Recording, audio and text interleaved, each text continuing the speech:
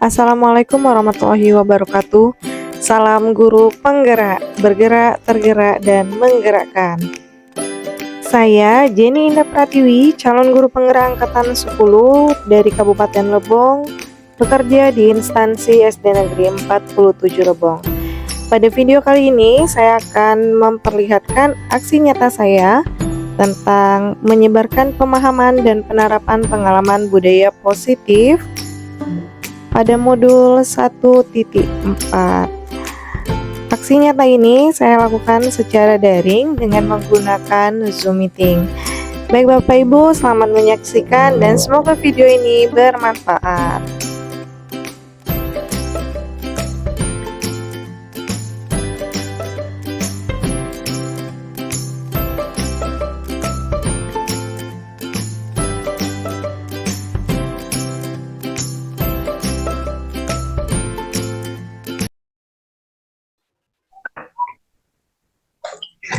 Baik Bapak Ibu, kita mulai saja untuk acaranya hari ini.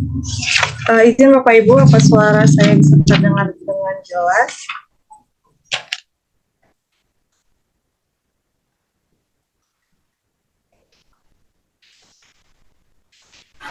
Jelas Bu Jenny, boleh silakan dilanjutkan.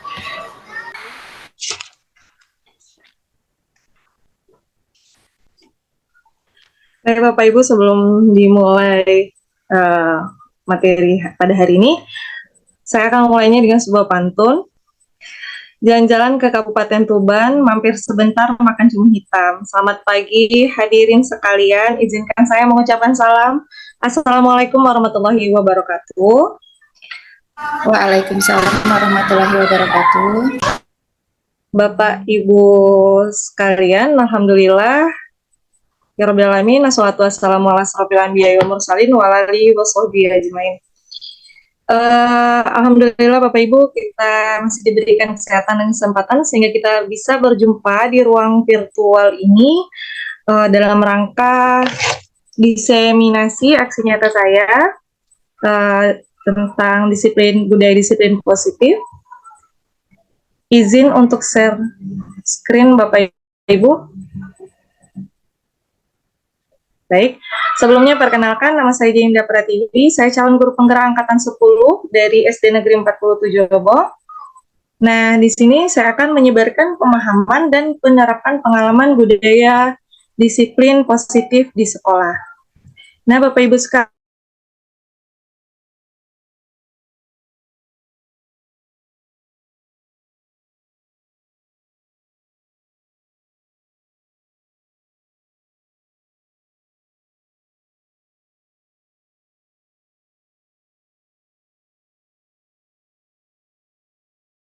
keenam, posisi kontrol guru.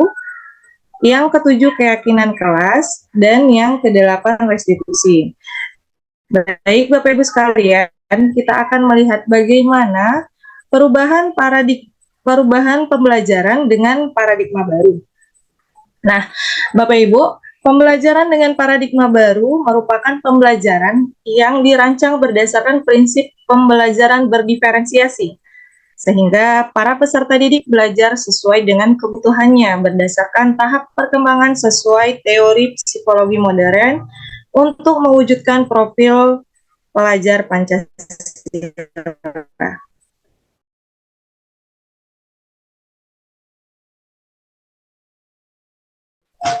Nah, Bapak Ibu sekalian, perubahan paradigma pembelajaran ini merupakan pergeseran antara stimulus respon menjadi teori kontrol.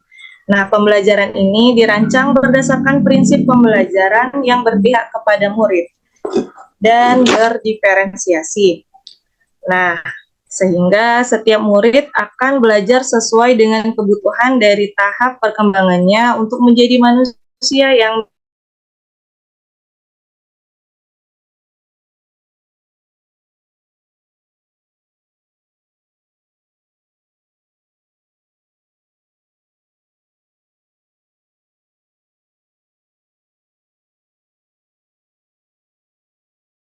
pasti kita pernah berpikiran seperti ini.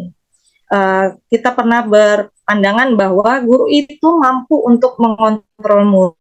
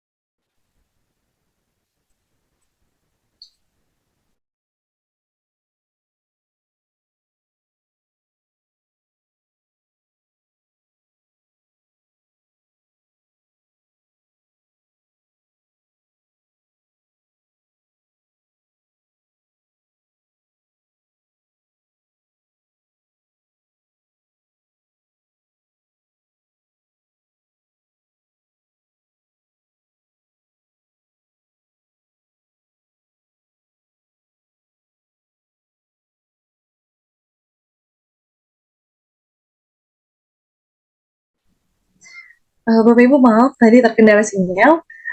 Bisa kita lanjutkan ya. Saya akan mengulangi. Di sini ada 4 miskonsepsi tentang teori kontrol. Yang pertama, ilusi guru mengontrol murid. Yang kedua, ilusi bahwa kritik dan membuat rasa bersalah itu mampu menguatkan karakter. Yang ketiga, ilusi bahwa semua penguatan positif, efektif, dan bermanfaat. Dan yang keempat, ilusi bahwa orang dewasa berhak memaksa murid. Nah, Bapak Ibu sekalian, dari keempat ilusi ini itu terdapat miskonsepsi ya tentang teori kontrol. Nah, jadi kita lihat seperti apa sih sebenarnya teori kontrol itu. Baik, di sini kita bisa lihat kita akan mengubah paradigma stimulus respon ke pendekatan teori kontrol. Nah, jadi stimulus respon tentang dunia. Kalau menurut stimulus respon, itu realita atau kebutuhan kita itu sama. Tetapi kalau di teori kontrol, realitanya atau kebutuhan kita itu berbeda. Nah, jika di stimulus respon itu semua orang melihat hal yang sama, jika di teori kontrol, setiap orang itu memiliki gambaran yang berbeda. Yang ketiga, jika di stimulus respon, kita mencoba mengubah orang agar berpandangan yang sama dengan kita. Tetapi di teori kontrol, kita berusaha memahami pandangan orang lain tentang dunia. Nah, ketika di stimulus respon itu perilaku buruk itu dilihat sebagai suatu kesalahan, tetapi di teori kontrol semua perilaku itu memiliki tujuan. Nah, jika di stimulus respon orang lain itu bisa mengontrol saya, tetapi yang sebenarnya di teori kontrol itu hanya saya yang bisa mengontrol diri saya sendiri. Nah, ketika di stimulus respon itu saya bisa mengontrol orang lain, tetapi di teori kontrol Anda tidak bisa mengontrol orang lain. Jadi kita itu tidak bisa mengontrol orang lain. Nah, jika di stimulus respon, pemaksaan ada pada saat bujukan gagal. Jadi ketika bujukan gagal akan ada pemaksaan. Tetapi dalam teori kontrol, kolaborasi dan konsensus menciptakan pilihan-pilihan yang baik.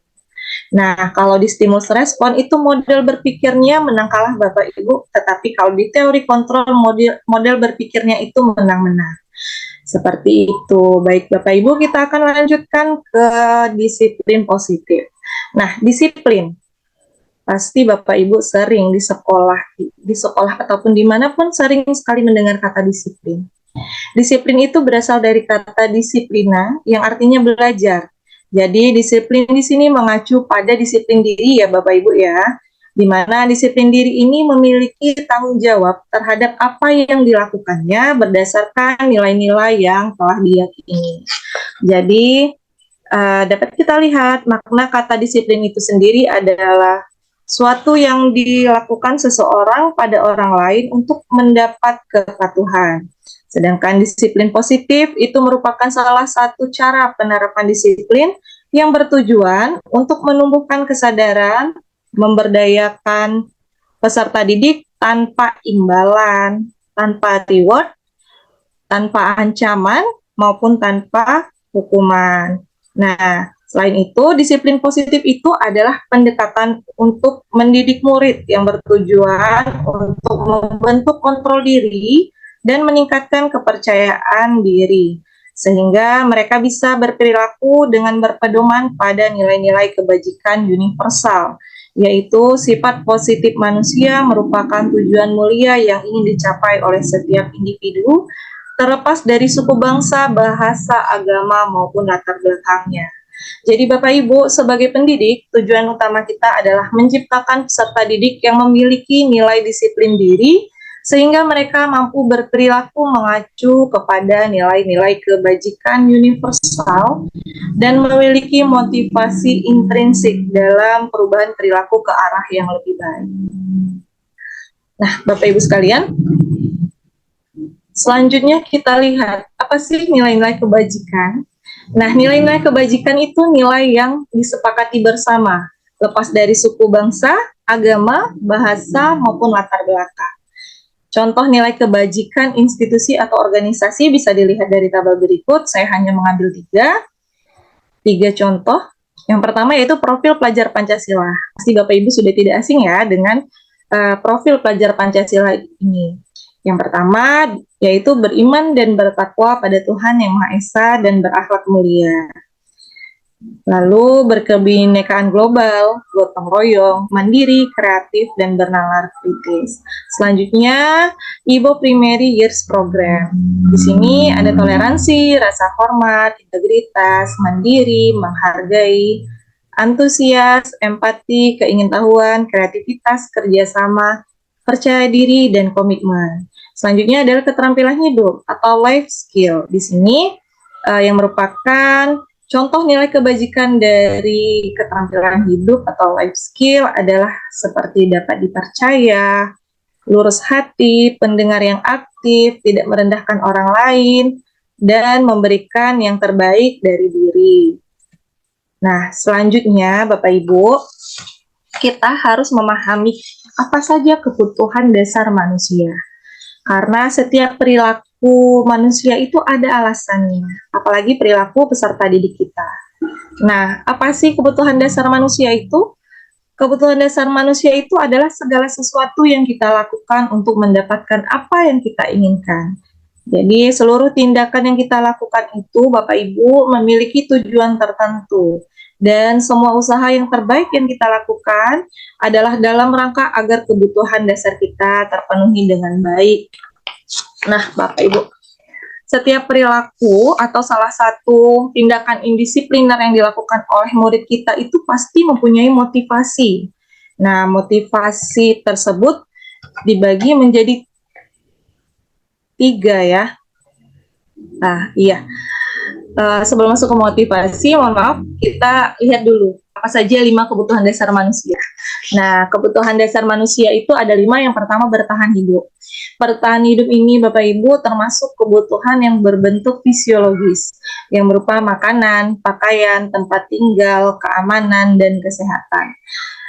Dan keempat kebutuhan lainnya itu termasuk kebutuhan psikologis.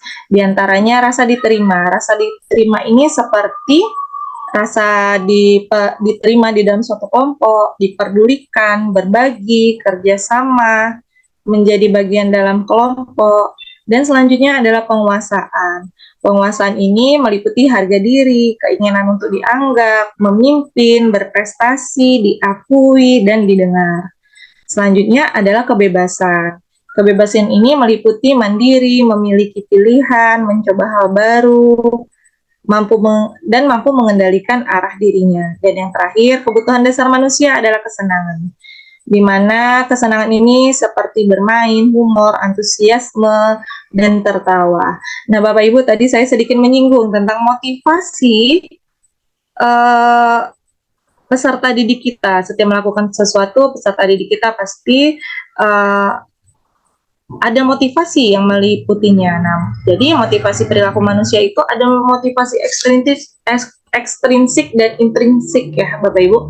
Yang termasuk motivasi ekstrinsik itu yang pertama untuk ketidaknyamanan. Jadi terkadang peserta didik itu melakukan sesuatu itu karena supaya dia menghindari ketidaknyamanan. Dan yang kedua, untuk mendapatkan imbalan atau penghargaan. Jadi jika disuruh mengerjakan PR dan mendapatkan nilai 100 dan tujuan utamanya adalah untuk mendapatkan penghargaan, berarti itu termasuk motivasi ekstrinsik. Berarti motivasi ekstrinsik ini motivasi yang berada di luar diri manusia tersebut. Selanjutnya adalah motivasi intrinsik. Motivasi intrinsik ini, Bapak Ibu, inilah yang ingin kita bangun untuk murid kita. Karena motivasi intrinsik ini sifatnya lama dan munculnya dari dalam diri peserta didik kita. Motivasi intrinsik ini bertujuan untuk menjadi orang yang mereka inginkan, dan mereka itu menghargai dirinya sendiri dengan nilai-nilai yang dipercaya. Jadi motivasi yang paling baik itu, Bapak Ibu, adalah motivasi intrinsik.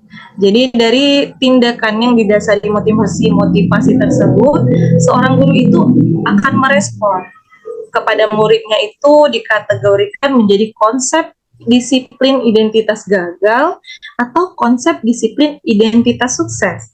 Nah, kalau konsep disiplin identitas gagal itu, Bapak Ibu, mencakup 2 tindakan. yaitu hukuman dan penghargaan. Nanti akan kita bahas di slide berikutnya. Nah, ini Bapak Ibu, ada hukuman, konsekuensi, dan restitusi. Kalau hukuman itu adalah bentuk pengendalian perilaku seseorang bersifat memaksa dan menyakitkan. Itulah Bapak Ibu yang disebut dengan hukuman. Jadi jika Bapak Ibu melakukan bentuk pengendalian perilaku yang bersifatnya memaksa dan menyakitkan, itu adalah hukuman. Hukuman ini bisa kita lihat dari tindakannya yang tidak terencana atau tiba-tiba. Yang kedua, murid tidak tahu apa yang akan terjadi. Dan murid itu tidak ikut dilibatkan ya Bapak Ibu ya. Jadi hukuman ini bersifat satu arah. Biasanya hanya guru yang menentukan hukuman apa yang akan dijalani oleh muridnya.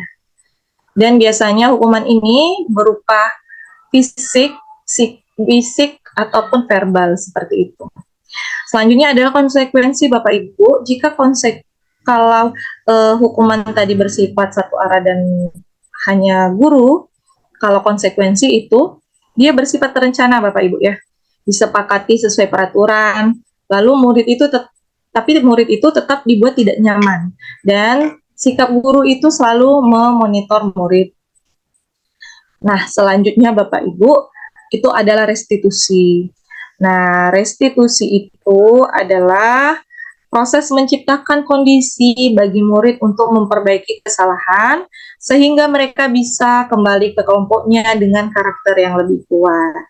Dapat dilihat Bapak Ibu, dalam restitusi itu proses menciptakan kondisi bagi murid untuk memperbaiki kesalahan dan proses kolaboratif yang mengajarkan murid untuk mencari solusi dari permasalahannya sendiri sehingga nanti murid tersebut akan mampu menyelesaikan masalahnya sendiri. Seperti itu Bapak Ibu. Baik, selanjutnya kita akan melihat konsep disiplin dengan identitas gagal. Tadi sudah saya singgung di awal. Konsep disiplin dengan identitas gagal itu Bapak Ibu bisa kita lihat dari pemberian hukuman dan penghargaan. Ternyata penghargaan itu Bapak Ibu tidak selalu bisa membentuk siswa itu memiliki identitas yang sukses ya Bapak Ibu. Jadi hukuman di sini itu bersifat menyakitkan, yang pastinya membuat murid tidak nyaman, membuat murid takut, sifatnya juga memaksa, dan pastinya murid menyembunyikan kesalahannya. Jadi ketika murid menyembunyikan kesalahannya, pasti murid tersebut takut karena akan diberi hukuman oleh kita, seperti itu Bapak Ibu. Nah, selanjutnya murid itu menjadi rendah diri. Jadi hukuman itu termasuk ke dalam identitas gagal Bapak Ibu. Selanjutnya ada penghargaan. Ternyata pemberian penghargaan ini, kita kan jika memberi penghargaan itu kita memberikan suatu imbalan atau benda atau ujian kepada peserta didik ketika peserta didik kita mencapai sesuatu, seperti itu ya. Tapi penghargaan ini juga ternyata Bapak Ibu memberikan identitas gagal kepada peserta didik kita. Jadi peserta didik kita tidak menunjukkan atau tidak mampu untuk membentuk motivasi secara intrinsiknya.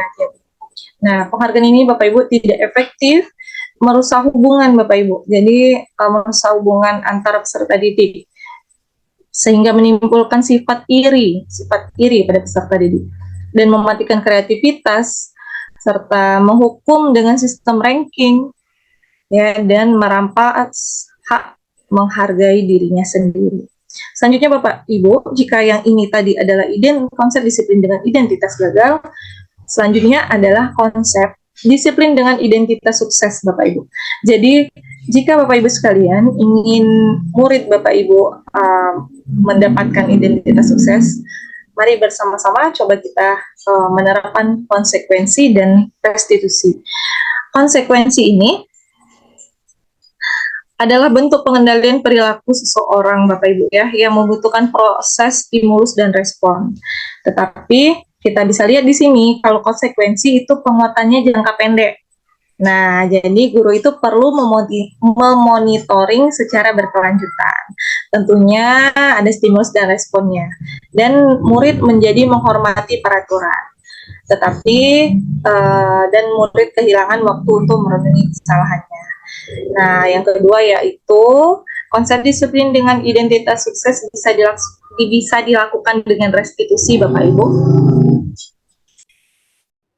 Restitusi di sini adalah proses menciptakan kondisi bagi murid yang memperbaiki kesalahan sehingga mereka bisa kembali pada kelompoknya dengan karakter yang lebih kuat. Jadi Bapak Ibu, jika kita melaksanakan restitusi, murid akan bertanggung jawab untuk perilakunya dan fokus pada pemecahan masalah jangka panjang, lalu murid menghormati dirinya dan orang lain.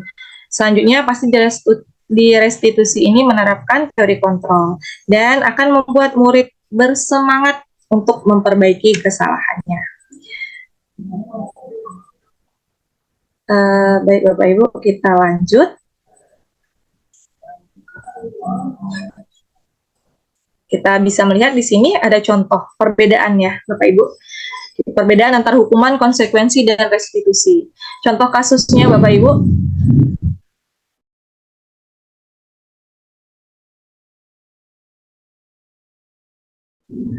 Contoh kasusnya Bapak Ibu, siswa sering tidak mengerjakan PR. Nah, jika dalam bentuk hukuman, guru itu langsung menghukum siswa tersebut disuruh hormat bendera selama 10 menit. Nah, hukuman ini berbentuk fisik dan terkadang guru marah-marah sehingga hukuman, kalau guru marah-marah berarti hukumannya berbentuk verbal.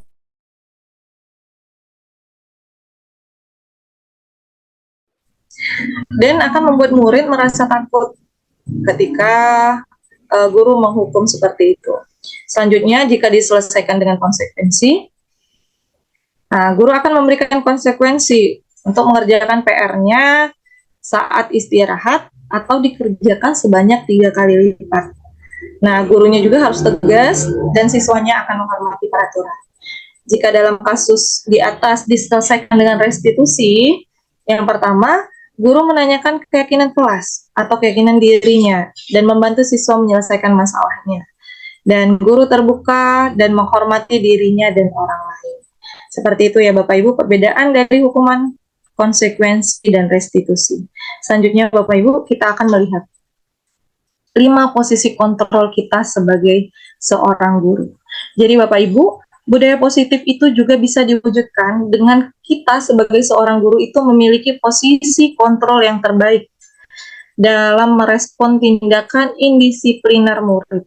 Nah, posisi kontrol itu Bapak Ibu terbagi menjadi 5, yaitu penghukum, pembuat merasa bersalah, teman, pemantau, dan manajer.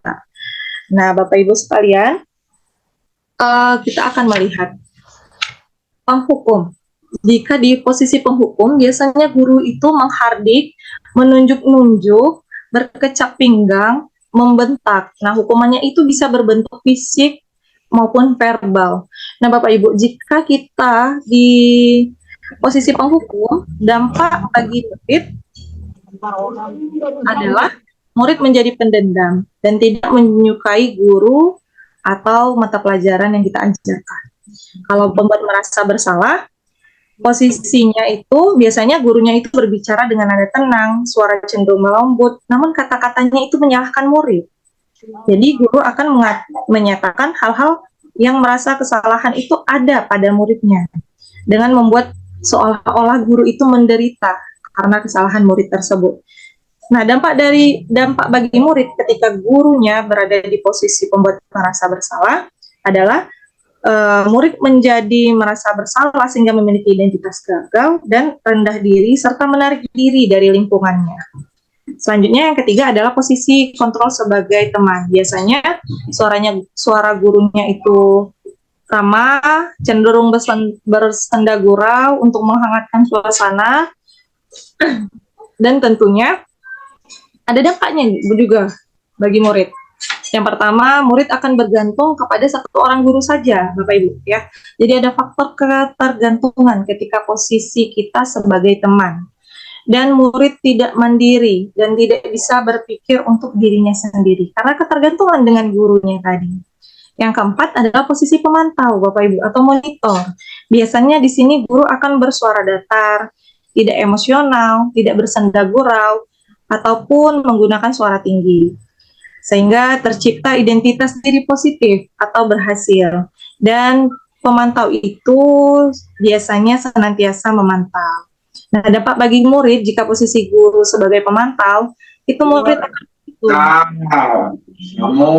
konsekuensi dan hadiah tanpa memahami sepenuhnya nilai kebajikan yang dituju. Dan murid menjadi tidak sepenuhnya mandiri. Selanjutnya posisi yang terbaik ya Bapak Ibu, yang dianggap baik sebagai seorang guru adalah posisi manajer. Nah, dalam posisi manajer ini, seorang guru biasanya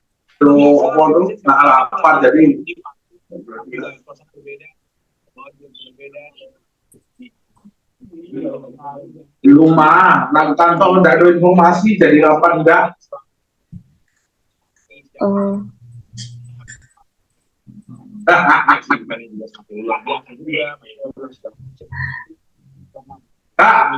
Aku kayak di rumah ya. Ya, aman bentar.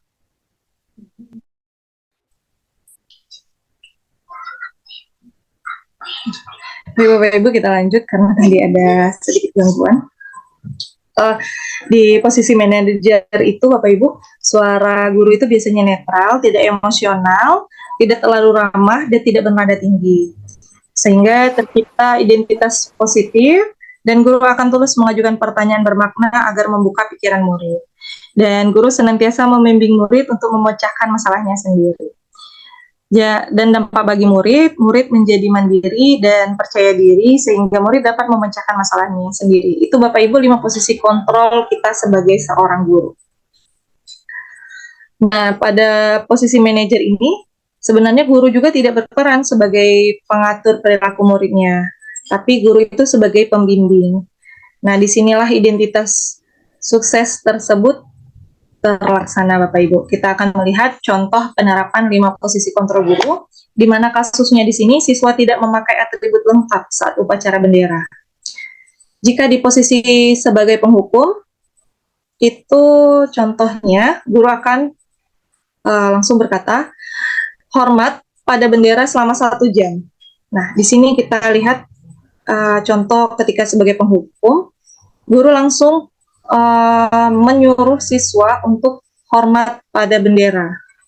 Nah, seperti itu ya Bapak Ibu. Selanjutnya, jika di posisi kontrol pembuat merasa bersalah, biasanya guru akan berkata seperti ini, berapa kali ibu harus memberitahu kamu selalu saja mengecewakan ibu. Nah, ketika guru berkata seperti ini, murid akan langsung terdiam, karena murid merasa bersalah, seperti itu ya Bapak Ibu. Selanjutnya adalah jika posisi kontrol guru sebagai seorang teman, biasanya guru akan berkata seperti ini, ayo dong ikuti aturan sekolah, tolong bantu ibu ya, sekali ini saja. Ya sudah, tidak apa-apa, lain kali jangan seperti ini ya, dengan nada yang ramah dan layaknya sebagai teman. Kalau di posisi pemantau, biasanya guru akan berkata, kamu selalu melanggar peraturan sekolah, kamu tahu konsekuensinya. Setelah upacara, kamu beri atributnya ke koperasi dan jangan diulangi lagi. Nah, jadi kalau pemantau gurunya setelah setelah berbicara seperti itu, biasanya gurunya akan memantau apakah siswanya membeli atribut atau tidak. Seperti itu. Dan posisi yang terbaik adalah manajer. Nah, di sini bisa dilihat. Biasanya kalau di posisi manajer, guru akan berkata, apakah kamu tahu kesalahanmu? Kira-kira bagaimana kamu akan memperbaiki kesalahanmu? Nah, seperti itu Bapak Ibu, itu tadi contoh menyelesaikan kasus siswa tidak memakai atribut lengkap saat upacara bendera dengan 5 posisi kontrol kita sebagai seorang guru. Nah, Bapak Ibu sekalian, di sini ada sedikit pertanyaan. Posisi kontrol apakah aku? Bapak Ibu boleh menjawabnya di kolom chat ya Bapak Ibu. Di sini. Nah, saya kecewa sekali dengan kamu. Nah, menurut Bapak Ibu, jika ada guru yang berkata seperti ini, posisi kontrol apa yang sedang guru perankan, Bapak Ibu?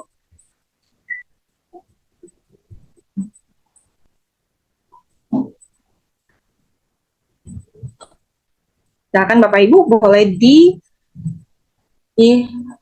kolom chat ya Bapak Ibu. Ibu Ria pembuat merasa bersalah, Ibu Anissa Khairul Ummahat membuat rasa bersalah. Iya benar sekali. Terima kasih Ibu Ria dan Ibu Anissa. Benar sekali Ibu Ria dan Ibu Anissa jika guru berkata seperti ini bahwa guru akan pada posisi pembuat rasa bersalah. Selanjutnya ada apa rencanamu untuk menyelesaikan masalah ini?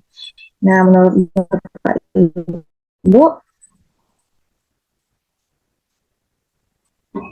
Bapak Ibu, di sini apa posisi yang sedang diperankan guru jika guru mengatakan seperti ini? Apa rencanamu untuk menyelesaikan masalah ini?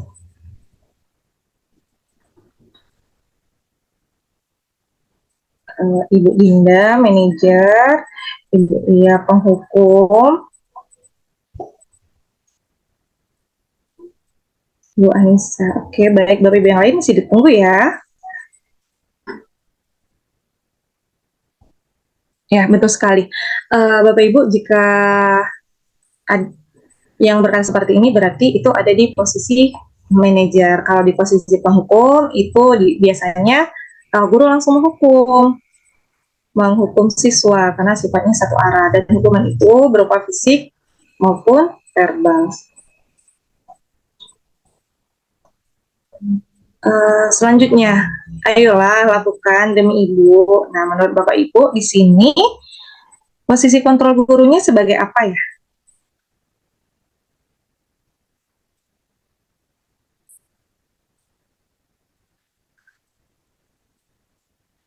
Boleh ditulis di kolom chat Bapak Ibu. Oh, Pak Sutadi, teman, ya. Pak Herman, teman, ya betul sekali. Terima kasih Pak Sutadi dan Pak Herman. Pak Koko, terima kasih. Ya, betul sekali Pak Koko, Pak Herman, dan Bapak Ibu yang lain, bahwa jika guru mengatakan seperti ini, berarti guru sedang di posisi kontrol sebagai teman.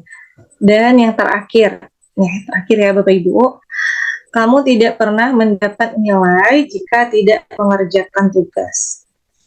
Menurut Bapak Ibu, ini posisi kontrol guru sebagai apa ya?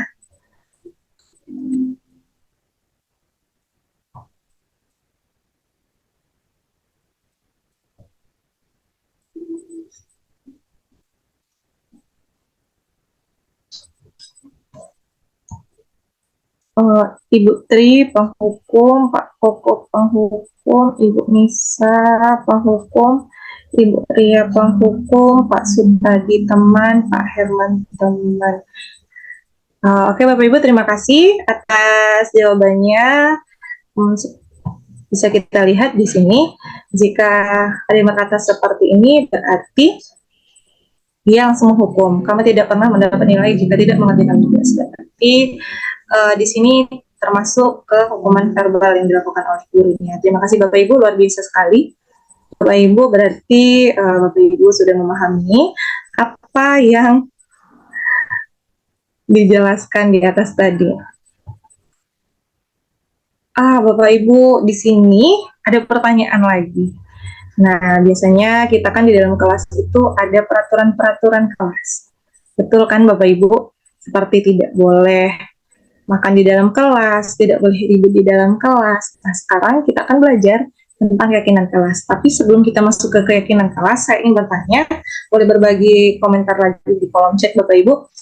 Menurut Bapak Ibu, mengapa sih kita harus keyakinan kelas? Mengapa kita harus membentuk keyakinan kelas? Mengapa bukan peraturan kelas saja? Boleh berbagi Bapak Ibu di kolom chat.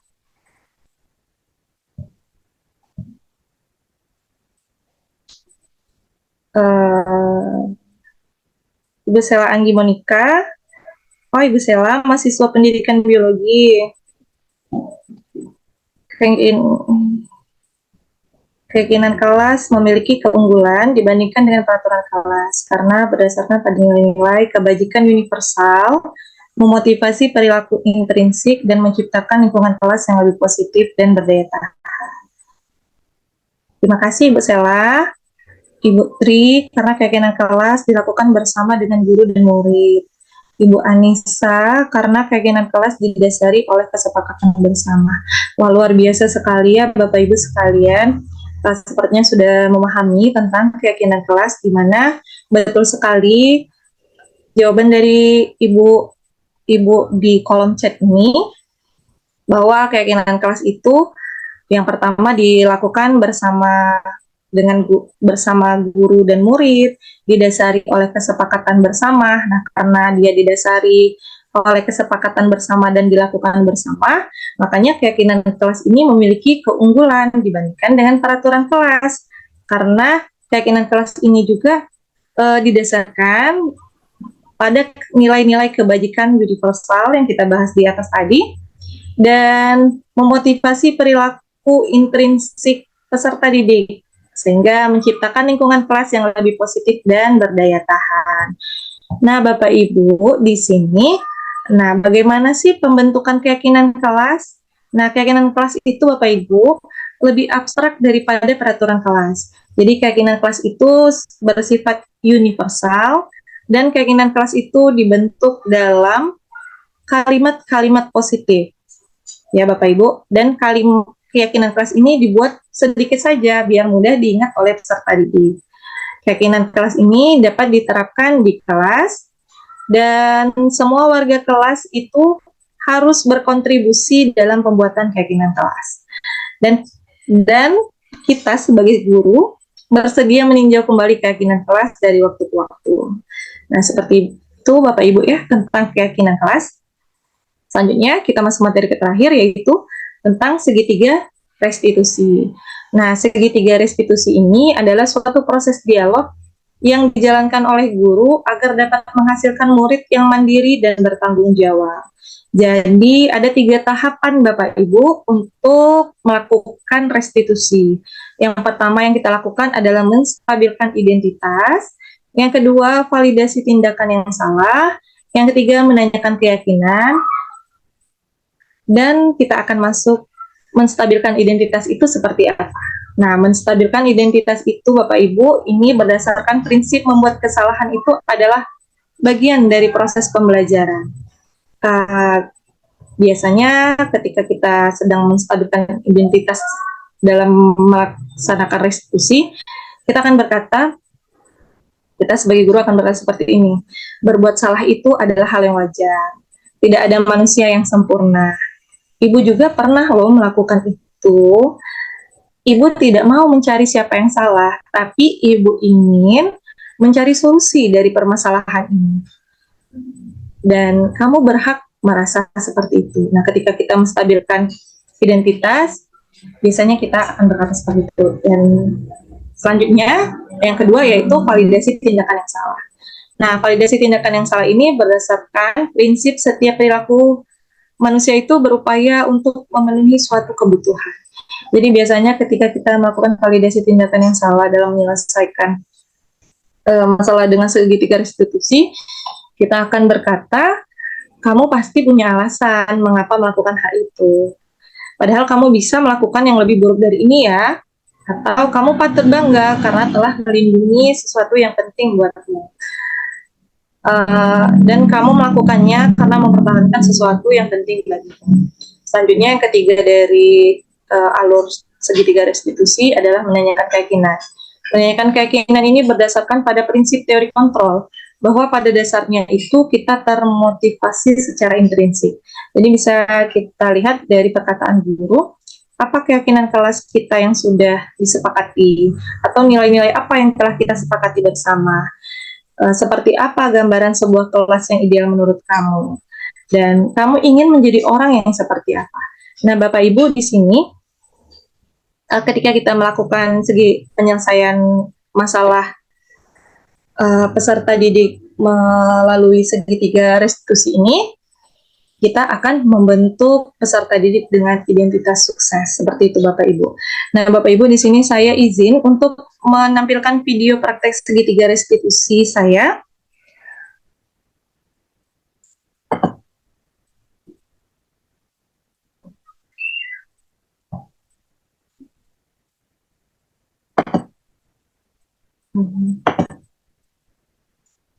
Sebentar ya Bapak Ibu.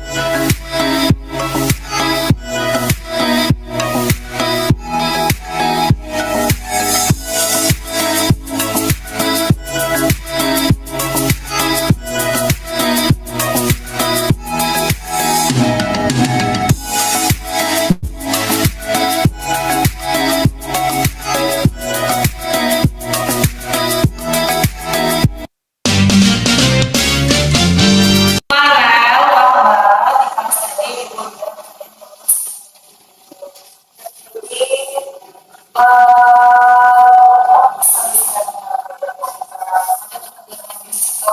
yang kalian dengar. Itu ada apa ya, Maya? Saya sering walaupun saya membuat saya merasa tidak nyaman di kelas tersebut. Lalu kamu seperti apa? Karena saya kelas dan mempunyai kesulitan. Oh seperti itu. Apakah itu benar, Farel? Aku itu hanya lelucon saja, tidak bermaksud menyakiti perasaan lain. Nah, Farel, Ibu akan bertanya tentang apakah yang Farel lakukan itu menyakiti perasaan orang? Nah, Farel, setiap tindakan yang membuat orang lain merasa tidak nyaman, bukan, itu tidak boleh dibiarkan. Farel, sekarang menggunakannya, apakah yang Farel lakukan itu termasuk sebuah kesalahan? Ya, jadi apa yang saya lakukan adalah satu seharusnya saya tidak berbuat seperti itu kepada anak-anak. Bagus, sekarang berarti kamu tahu bahwa yang kamu lakukan adalah kesalahan. Kamu harus memahami tindakan terdampak dari tindakan yang kamu lakukan ya Farel ya. Sekarang ibu mau tanya apa? Bagaimana perasaanmu ya setelah Farel memperlakukan seperti itu? Saya merasa dihina dan tidak dihargai. Kamu menyadari dampak dari tindakanmu, Rel? Ya Bu, saya tidak menyadari bahwa lelucon saya bisa membuat Rahmat merasa seperti itu. Farel, apa yang bisa kamu lakukan?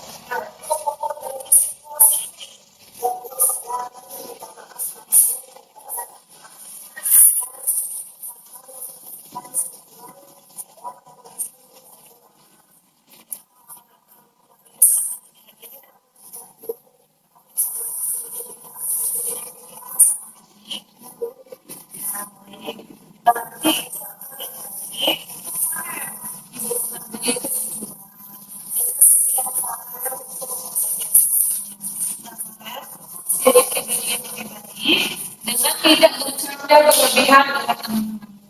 Bercanda yang berlebihan bisa menyakiti teman-teman. Maka begitulah. Nah sekarang ibu mau tanya kepada teman-teman master Korea.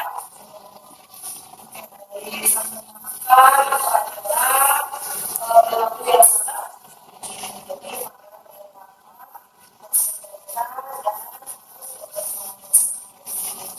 ya.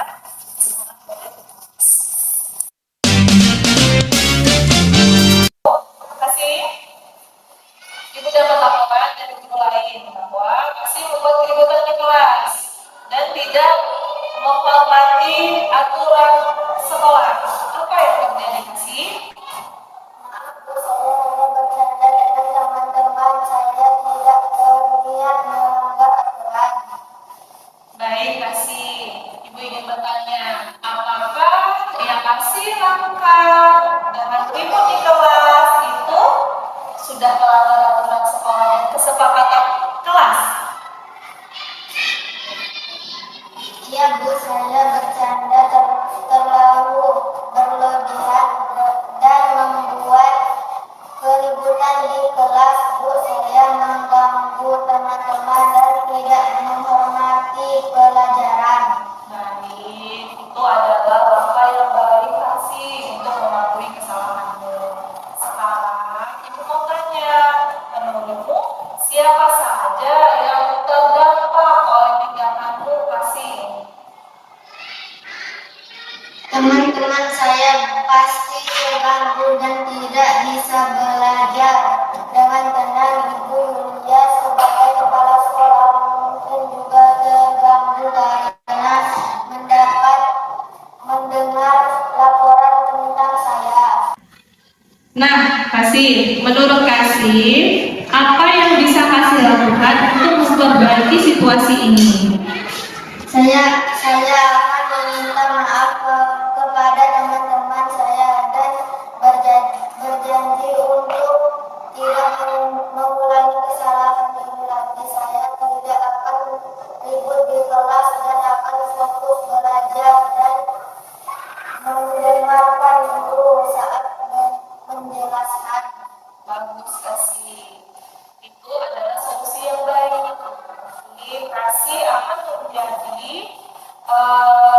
pribadi yang lebih baik lagi setelah kejadian ini ya. Terima kasih Bu, saya akan berusaha untuk tidak mengecewakan lagi. Baik, Ibu sangat menghargai kejujuran dan kesediaan kasih untuk memperbaiki kesalahan yang telah kasih lakukan. Ya, dan Ibu yakin kasih akan belajar dari pengalaman yang telah terjadi, bahwa ribut di kelas akan mengganggu teman-teman yang lain untuk belajar. Dan tidak memperhatikan guru itu termasuk perilaku yang tidak terpuji. Terima kasih karena tidak memperhatikan guru, berarti tidak menghargai guru sedang menjelaskan, ya. Jadi kasih tidak boleh melakukan itu lagi. Bisa dimengerti kasih? Terima kasih Bu, saya akan berubah menjadi lebih baik dan tidak akan mengulangi kesalahan saya. Ya, bagus sekali. Karena sesungguhnya kita memang harus belajar dari kesalahan. Tidak apa-apa melakukan kesalahan, tetapi kesalahan itu harus diperbaiki dan tidak diulangi lagi untuk kedepannya. Baik, kasih silakan ke kelas.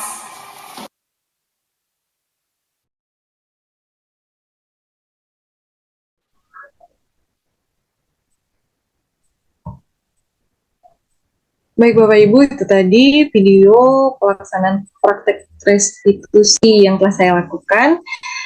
Nah, Bapak Ibu sekalian, di sini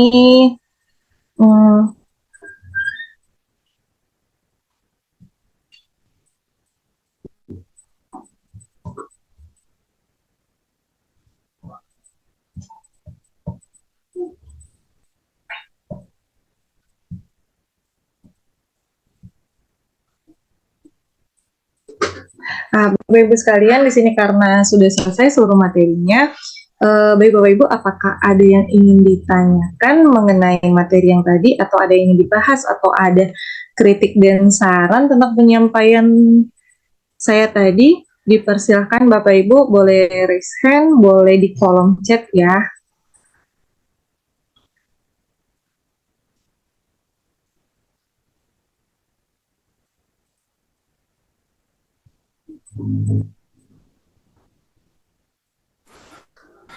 Bisa tolong diulang, Mbak? Iya, Ibu Anissa gimana?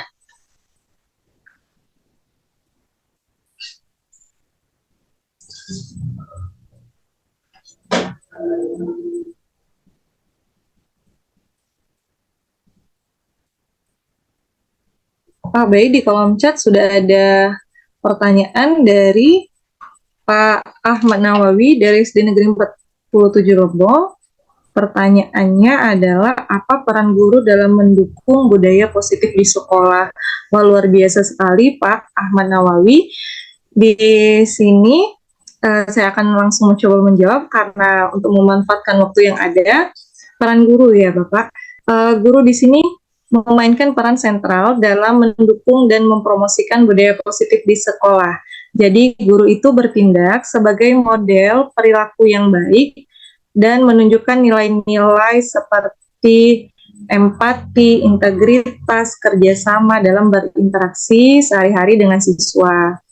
Nah, guru juga bertanggung jawab untuk menciptakan lingkungan kelas yang aman dan mendukung di mana siswa merasa dihargai dan termotivasi untuk belajar dengan memberikan umpan balik yang konstruktif, mendukung perkembangan keterampilan sosial emosional, dan mengimplementasikan strategi pengajaran yang inklusif. Dan guru juga dapat membantu menemukan budaya positif yang berdampak luas pada seluruh sekolah. Seperti itu Pak Ahmad Nawawi yang bisa saya jelaskan.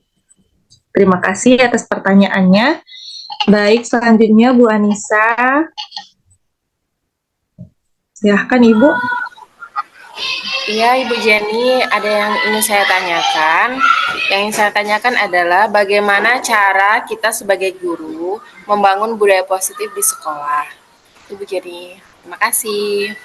Baik Bu Anissa, luar biasa sekali ya pertanyaan dari Bu Anissa. Bagaimana sih cara membangun budaya positif di sekolah?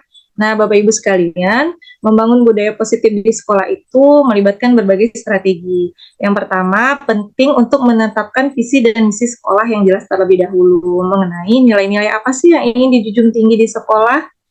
Nah, setelah itu komunikasi yang efektif antara semua anggota komunitas sekolah itu adalah kunci utamanya, termasuk melalui pertemuan rutin dan saluran komunikasi terbuka.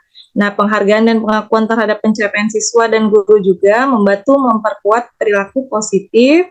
Selain itu, penerapan program-program seperti pendidikan karakter, pelatihan keterampilan sosial, dan kegiatan ekstrakurikuler yang dapat mendukung perkembangan budaya positif.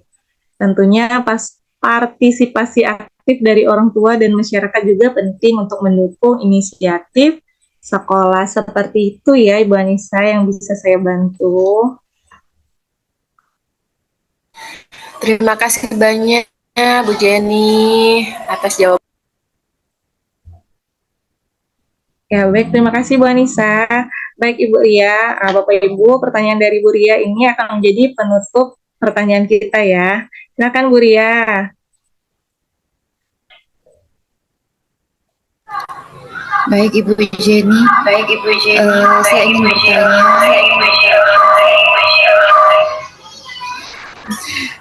tentang apa tantangan yang mungkin dihadapi ketika kita menciptakan budaya positif di sekolah. Oh iya, baik terima kasih Bu Ria, luar biasa sekali pertanyaannya. Ketika kita menerapkan budaya positif, tentunya kita akan ada tantangan-tantangan ya. Nah, yang bisa saya jawab Bu Ria, tantangan yang mungkin dihadapi dalam menciptakan budaya positif di sekolah, yaitu adalah perbedaan latar belakang dan nilai-nilai dari anggota komunitas yang beragam. Dan selain itu, perubahan budaya juga memerlukan waktu dan komitmen yang konsisten dari seluruh pihak yang bisa jadi sulit lah di tengah-tengah tekanan akademik dan administrasi seorang guru. Seperti itu mungkin Ibu Ria.